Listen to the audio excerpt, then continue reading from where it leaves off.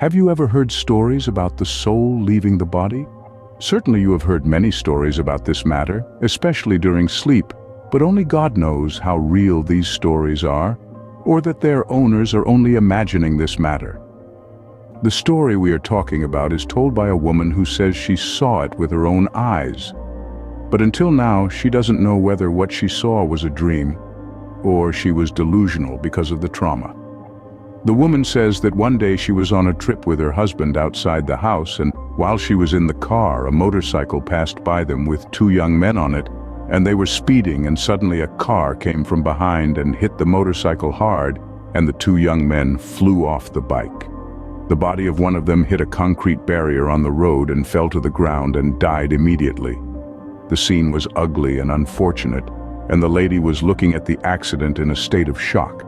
And while she was looking at the deceased young man, she found the man himself coming out of his body as if he was being ripped from it and flew over the blood-covered corpse. The woman collapsed and started screaming and crying. She couldn't believe her eyes, and she was thinking, is she dreaming? So she closed her eyes tightly and started reading what she memorized from the Quran. Then she opened her eyes and looked around. The other young man was lying in the middle of the road, but he was alive and his heart was beating. Unfortunately for him, there was another car coming quickly, and when the driver saw that there was a person lying in the middle of the road, he passed over him, and the woman, who was still crying heavily, said that she heard the sound of his bones breaking, and then she saw him as if he was coming out of his body as well. And this increased her panic and went into a hysterical state, until the ambulance came and carried the two bodies. When her husband returned to the car, he tried to calm her down, but she was in a state of complete collapse and could not speak. So he took her to the hospital, where they gave her some tranquilizers, and she fell asleep.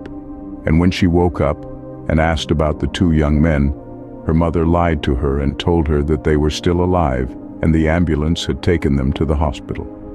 For several months after the incident, she could not sleep, because she saw the incident every time she closed her eyes and screamed, telling her mother that the two young men were still alive. But she would tell her mother that she saw them slipping out of their bodies with her own eyes.